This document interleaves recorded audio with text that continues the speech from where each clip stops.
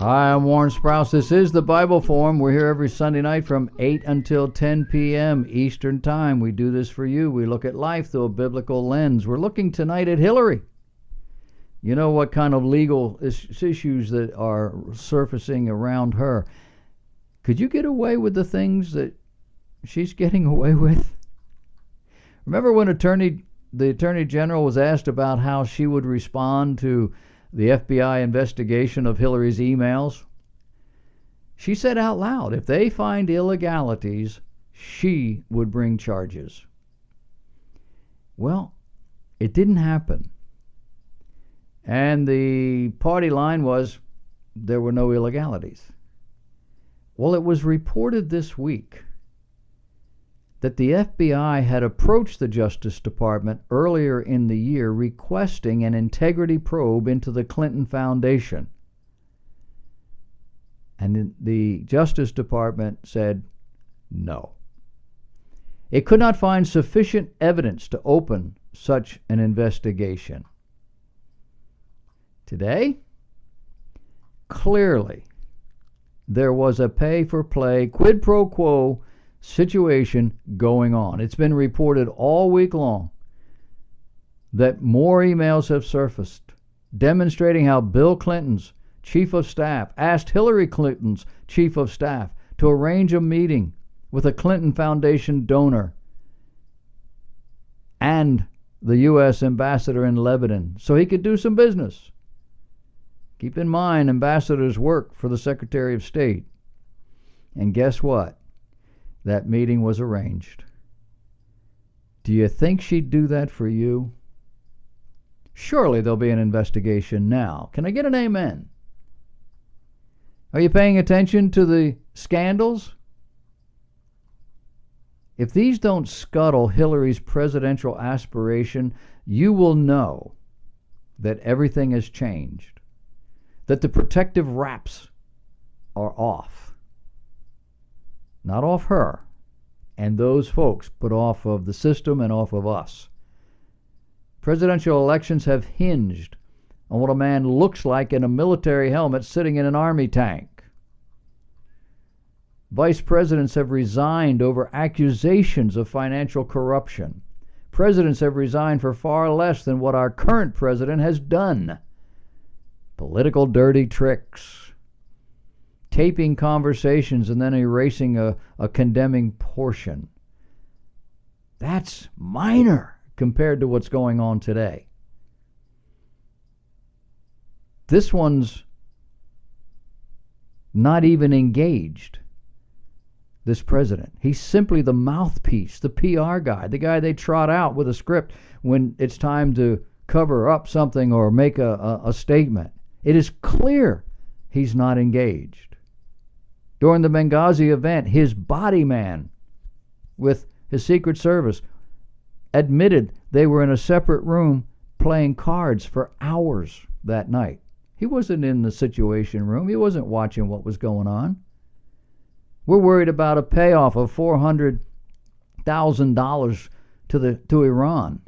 Castro got $4 million. Nobody worried about that.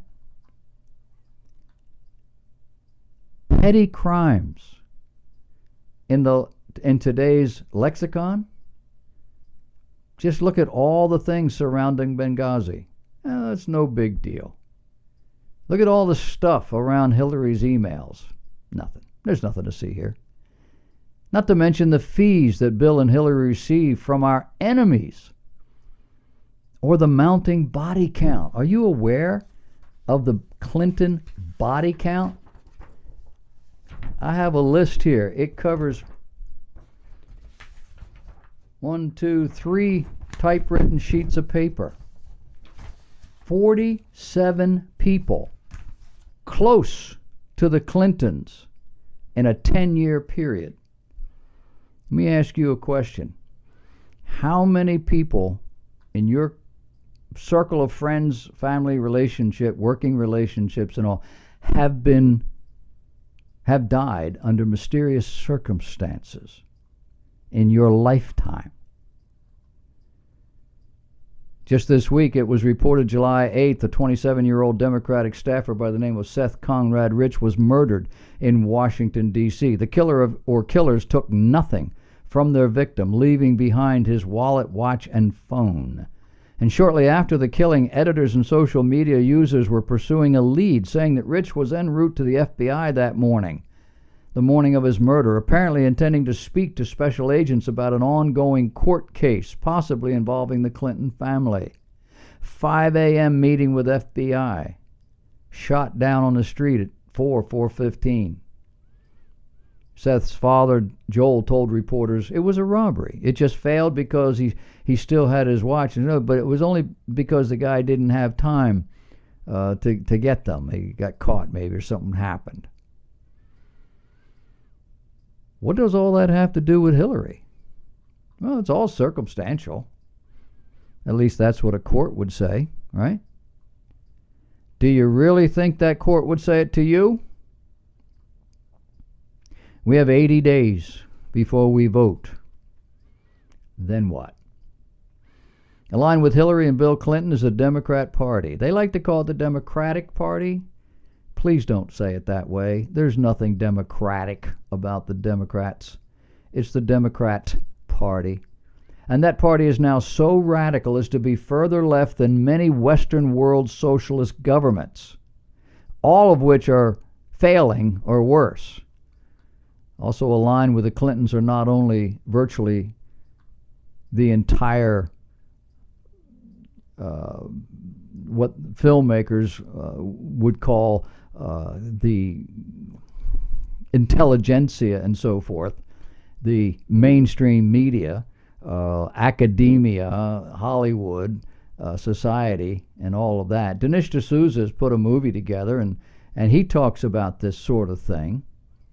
Essentially, the entire financial and banking sector, Wall Street, sides with Clinton, as do the globalist elite, including corporate interests that, in pursuit of cheap labor, favor open borders, amnesty, one-sided free trade agreements, regardless of their negative impact on American jobs and workers. The same is true worldwide in terms of climate change, a climate change movement that's dedicated to massive taxation, global wealth redistribution, unprecedented power grabbing on the pretext of saving the planet, as if a human being could do that. Even some Republicans, a few openly, but many more secretly, support returning the Clintons to the White House. In short, the entire establishment elite, both national and global, are lining up behind Hillary. But who is this woman? Repeated polls show most Americans, including even many of her own Democrat Party supporters, agree she is not only untrustworthy and dishonest, 67%, but a criminal, 56%. Many consider Hillary Clinton the most corrupt candidate ever to run for U.S. president on a major party ticket. But she has experience, something Donald doesn't have. Well, she was a U.S. Senator from New York. She was Obama's first-term Secretary of State. Some say that Clinton played a leading role in basically setting the world on fire. In some cases, literally, through spectacularly inept and reckless leadership. But who are we to judge? Then there's Donald Trump, a billionaire New York businessman, entrepreneur, first-time politician, outspoken to a fault, politically incorrect in the extreme. His own political inexperience and tendency to be thin-skinned and shoot from the lip have been serious inhibitors. Yet whatever his defects, everyone agrees Trump's authentic. He's intuitive. He is resonating spectacularly with the vast American middle class, especially men. Indeed, he has energetically and wholeheartedly aligned himself with the American people and their best interests. His two big issues? One is fixing this disastrous Obama economy by replacing Obamacare, reducing taxes, reducing business regulations, bringing jobs back to America, renegotiating multinational trade deals, Deals now widely recognized to have decimated America's manufacturing base. Trump's other issue is safeguarding America's security in the face of increased terror attacks, both by destroying ISIS and by halting America's suicidal immigration policies that currently give highest priority to Muslim immigrants from Middle East terror hotbeds. It just may be that we have become so numbed by all that surrounded the Obama years that whatever Trump is suggesting, as good as it may be, maybe it just sounds crazy.